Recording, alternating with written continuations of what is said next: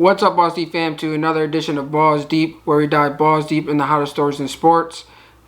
Today, I bring you my final NFC divisional breakdown, and that is of the NFC West. I purposely waited to do this one last because it's going to be the most competitive division in football this season, in my opinion, my personal opinion, and things are going to get interesting. So let me get started.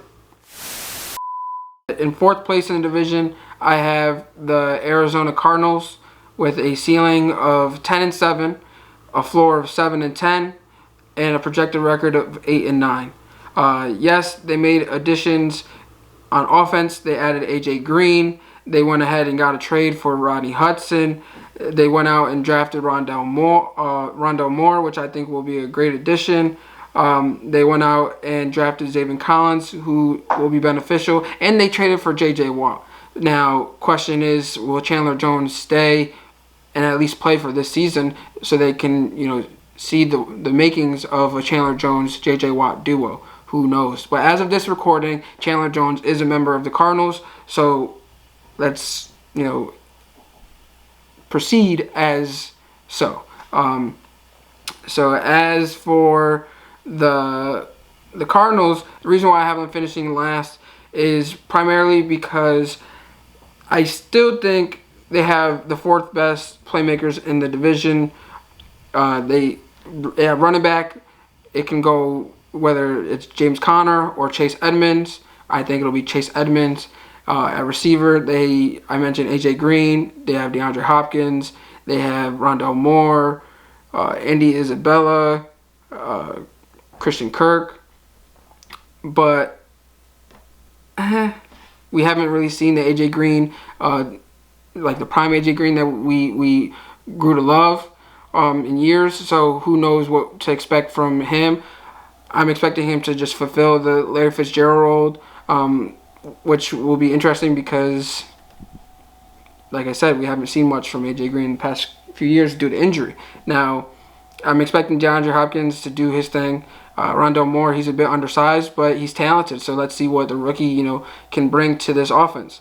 Now, for the others, who knows? I think there's going to be more of a rotation for those guys. Not expecting much from any of them. And as for the tight ends, they have Max Williams and Darrell Daniels, who I'm not expecting much from at all. So in terms of playmakers, I'm expecting them to have the worst in the division. Offensive line, I have them with the third best offensive line, primarily because of who's in their division. I think, the addition of Rodney Hudson will only benefit them. Justin Pugh coming back from, opting out from COVID will be beneficial for the Cardinals. So they have DJ Humphries, Justin Pugh, Rodney Hudson, and Kelvin Beachum. So I think that's an interesting offensive line. I just think it's the third best primarily because of other teams that are in their division.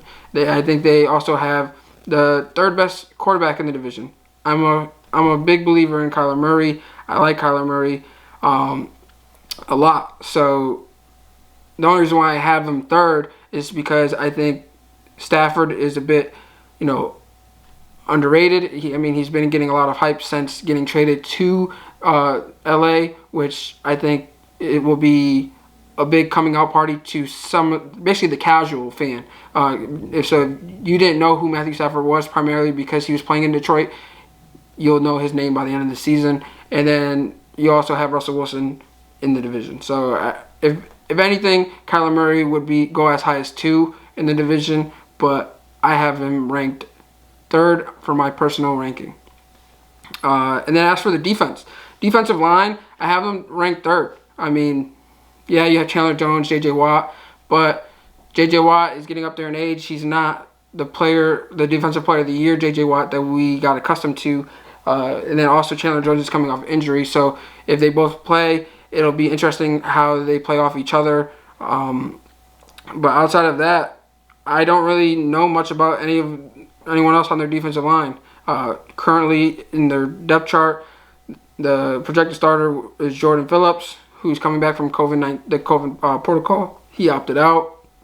Rashard Lawrence, And then a few other people are Lecky Fotu and Corey Peters.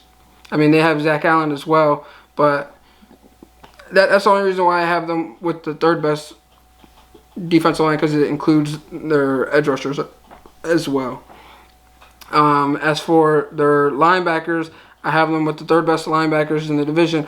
I think Isaiah Simmons, who was hyped coming out of college just because of his versatility, he was underutilized last year, and I think his role will expand. But then you also add Zaven Collins, who they drafted in the first round this year, and I think he's going to have a big role as well. So seeing Isaiah Simmons and Zaven Collins bounce off each other will be interesting. I forgot to say in the edge rusher room, they also have Marcus Golden, so he's a bit underrated, so that should benefit them as well. So then as for the secondary, I have them with the third ranked secondary in the division, primarily because I only see the Seahawks with the worst secondary, and they have Budda Baker, who's the star of their secondary. They lost Patrick Peterson, but they replaced him with Malcolm Butler, who's a vet, a proven vet. I mean, I wouldn't say he's as talented as Patrick Peterson. If I had to pick, I'd prefer Patrick Peterson, but Butler's no scrub. So you replace him with a Butler. You also add a Robert Alford to the secondary, and you still have young Byron Murphy, who has been proven to just progressively get better in the league. And then you got Darqueze Dennard as well. And then for the opposite safety, you have Jalen Thompson and Deontay Thompson. So I think this is a young, promising secondary with a couple of vets sprinkled in. So I think they have a lot of potential, and I honestly think that they have the third best defense in the division going into this season. And I think when the season is finished, they'll have the third best defense in the division. Now, as for third in the division, I have the Seattle Seahawks. I have the Seattle Seahawks with a ceiling of 11-6, a floor of 7-10, and a projected record of 9-8. Now, my projected record is very reflective on their defense, primarily because I think they have the fourth best defensive line in the division, and I also think they have the second best linebackers in the division. Now, the linebacker ranking is primarily because they have Bobby Wagner, who is a top 5 middle linebacker in the league. They lost KJ Wright, who's currently a free agent and can very well be brought back into that linebacker group and still play a factor. Now, if they get KJ Wright, I think the ranking might bump up a bit. But as of right now, you got Jordan Brooks, who they drafted recently, who's only going to improve. And if KJ Wright doesn't come back, he'll probably fill that KJ Wright role. As for the defensive line, you bring back a Carlos Dunlap and add him to the LJ Collier, the Poona Fords, and the Al Woods, which is all right. I mean, it's not something that's going to bring you over the hump. I mean, I've seen rumors of them bringing in Geno Atkins. If they bring in Geno Atkins and pair him back up with Carlos Dunlap, I think the ranking in their defensive line will be better than it was last season. But I think it improved last season when they added a Carlos Dunlap. However, I don't think it's enough in this division right now to kind of win you the division or any of that nature. And then also they have the worst secondary in the division. They went out and lost Griffin in free agency. And you still have Jamal Adams. He's the star of the secondary. You have Quadri Diggs. But in terms of corners are where the questions lie. I mean, they have Ahkello Witherspoon coming over from San Fran. You have DJ Reed, Trey Flowers. They just drafted Trey Brown. I think that's a lot of unproven guys, and I think that it's going to be the downfall to that defense. I mean, I think the defensive line and linebackers have the potential to outplay these rankings. However, I don't think the secondary has the opportunity to do so. I think Jamal Adams will play better than he did last year, but outside of him, I think those corners is what's going to be the downfall, because they're not going to be able to stop a soul, and that's ultimately what's going to hurt them if they, or what, that's ultimately what's going to cause them to reach more of their floor than it is their ceiling. I do think their offense will carry them and ultimately get them to get as close to their ceiling as possible, and that's primarily because of the number one quarterback in the division and their quarterback, Russell Wilson. He's phenomenal. I mean, last year, the first half of the season, he played out of his mind. Second half is where, he kind of dipped a bit. But I'm expecting them to let Russ cook, especially with the offensive coordinator that they brought over from the Rams in Shane Waldron. So I think he was a phenomenal addition as well. You have the playmakers of DK Metcalf, Tyler Lockett. They just added Dwayne Eskridge. And I think that alone gives them the third best playmakers in the division, along with the Chris Carson. And people, I feel like, are higher on DK Metcalf than I am. I'm not saying he's a scrub, but I think he's progressively getting better, but he's not as high as what people rank him. So I think he'll progressively improve again this season, and hopefully he proves me wrong. But besides for that, the running game, Chris Carson is talented, but he's missed a lot of time in the past few years, so hopefully he can stay healthy. And as for the offensive line, I think they have the fourth best offensive line. I think while everyone was improving in the division, they were kind of just sitting back and letting things rock, and then they finally decided to pull the trigger on a Gabe Jackson, which will improve their offensive line, but now will it answer all their problems or solve all their problems? I don't think so. So you have a Dwayne Brown, a Gabe Jackson, a Damian Lewis, a Ethan Pochich, and a Brandon Shell to protect Russell Wilson. You can let Russ cook, but he's only going to be able to cook as long as he has the time to do so. So I think he'll be on the run for a good majority of the season. However, I do think that this offense will carry them to at least a 9-8 record. As for second in the division, I have the San Francisco 49ers with the ceiling of 12-5, a floor of 9-8, and a projected record of 10-7. A big reason why they underperformed last season was due to the injuries last year, specifically on the defensive side of the ball. I think with getting all those guys back, which is their strong suit, they'll bounce back, and primarily because they have on the defensive line, which I rank as the number one defensive line in the division. They have Eric Armstead. They have a Zach Kerr, a Javon Kinlaw, a Nick Bosa, a D Ford. They even just added a Maurice Hurst, which blows my mind on how he was even available. But this team, this defensive line, only got better, and then you're bringing everyone back from injury as well. So that's a scary problem to have if you're offense. As for their their linebackers, I think they have the best linebacker group in the division with a Fred Warner, who's a top 5 middle linebacker, a top 3 middle linebacker in my opinion, in the NFL. And you pair him with a Dre Greenlaw, who I think is underrated. That's, a solid linebacker group, especially to pair behind that defensive line. So their front seven is a problem. Now, where their problems may lie is their secondary, because they lost to Richard Sherman. I doubt he's going to come back, especially with everything going on. As you see in that big video that appeared, I doubt he's going to return.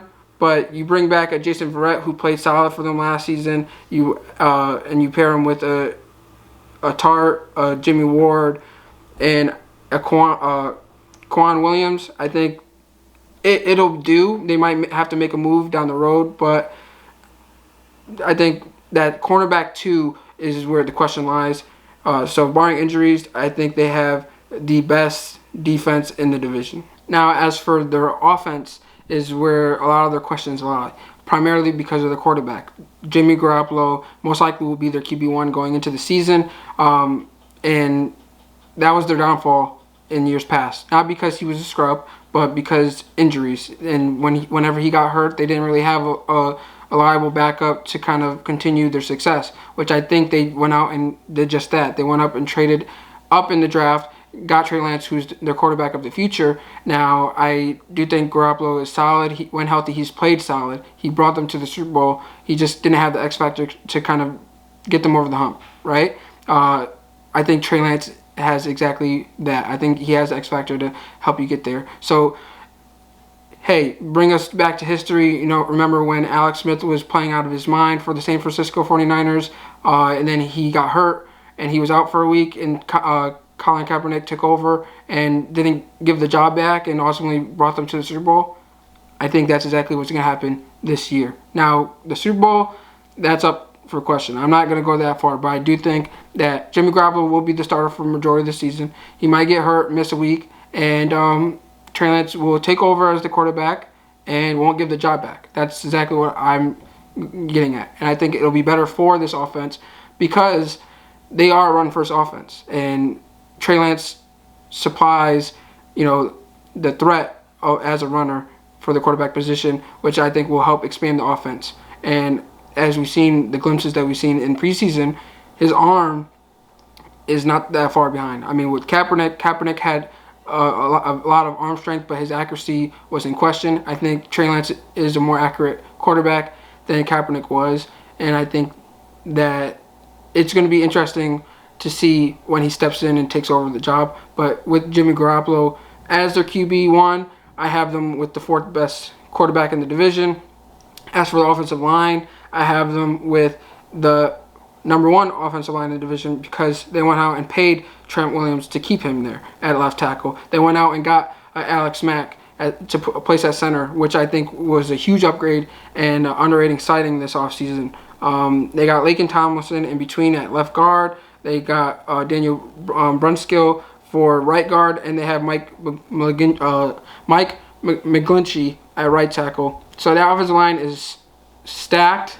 I'm expecting big things from the running game. We already know they are running back by committee. They went out and added a Wayne Gallman, a Trey Sermon, and that's to add to a Raheem Mostert and Jeff Wilson Jr. that they had in years past. We know they're big on the running back by committee. I do expect by the end of the season Trey Sermon to be the starter, but that's primarily because what I said about Trey Lance. I think injuries are going to happen, and he's going to take over and not give the job back. But let's say everyone's healthy. That's a really good, committee to rely on, especially if you have a Trey Lance to then have that threat as a running threat, as a running threat coming out of the quarterback position.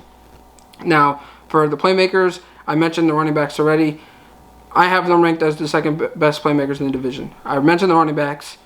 They're getting George Kittle back from injury, who is a top 3 tight end, a top 2 in my opinion, only to Travis Kelce, but his blocking ability is a huge factor as to why I rank them so high, or their playmakers so high. His blocking ability is a big reason why they're so successful in the running game. Now, his pass game ability is just beneficial. It's going to help either Garoppolo or Trey Lance. He's going to be the security blanket. Now, Brandon Ayuk, he's a playmaker.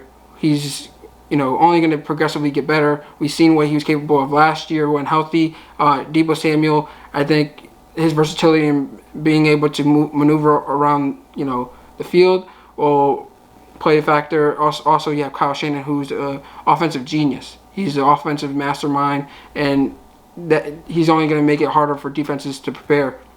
You also have Mohamed Sanu, who's a vet, who's capable of playing in the slot, playing receiver too. So I think he's very reliable, and I think that's why I have them ranked as the second best playmakers in the division, and ranked as the second offense. Ranked as the second offense in the division. Now, for first in the division, I have the Los Angeles Rams with a ceiling of 14-3, a floor of 10-7, and a projected record of 13-4. We know that they went out and acquired Matthew Stafford. I've been huge on Matthew Stafford. He's been a bit underrated, primarily because he plays out of Detroit, and he's done a lot of the stuff that people are clamoring over because of Patrick Mahomes and the things that he does. Matthew Stafford has done it too. He just does it in Detroit, and they don't win as much because they're not as talented of a team. I mean, he didn't have a defense. Now you bring him over to LA. They have Aaron Donald, Jalen Ramsey, and the rest of the crew. He didn't have a run game. They just lost Cam Akers, but they went out and acquired Sony Michel. So you have Sony Michel and Darrell Henderson, which is a solid duo. I think they're not done yet in adding running backs. I think, a Todd Gurley reunion might be coming soon. And I think Todd Gurley is a good red zone, short yardage back, which will benefit them in that committee. But I think with the acquisition of Sony Michel, that McVay is going to be able to maximize his strengths and even look at his time at Georgia and utilize what he did or what he was successful at Georgia, utilize that in the offense. And I think by the end of the season, Sony Michel will be the RB1. I think he played a big role in the Patriots' Super Bowl run against the Rams. I think the only downfall to his career thus far in the NFL has been injuries. So if he is healthy, I expect big things from him in LA. I think the fit in this offense under McVay is going to be a better fit than it was in New England under McDaniels. Speaking of their playmakers, at receiver they have Cooper Kupp, Van Jefferson, Robert Woods, who's Mr. Reliable. They have Deshaun Jackson. They went out and drafted Tutu Atwell. And they have Tyler Higbee, who I'm expecting big things from this season. Why? Because Matthew Stafford, if you paid attention to his time in Detroit, he loves his tight ends. So Tyler Higbee in the past he split opportunities at tight end with Gerald Everett, who's now in Seattle. So I'm expecting big things to come from Tyler Higbee due to the acquisition of Matthew Stafford. With that, I have them with the second best quarterback in the division, the second best offensive line in the division, and the number one playmakers in the division. So stay tuned. And then as for the defense, I already mentioned they got Aaron Donald, the best defensive player in the league, one of the best defensive players I've ever seen, and one of the best defensive players ever in history. So now you have Aaron Donald, Leonard Floyd, Ashawn Robinson. That defensive line, in my opinion, ranks as the second best in the division, only to San Fran. And their secondary is number one in the division due to Jalen Ramsey, but also Darius Williams, who's very underrated. He was a turnover machine last year, and I think he was a snub for the Pro Bowl. But you have him.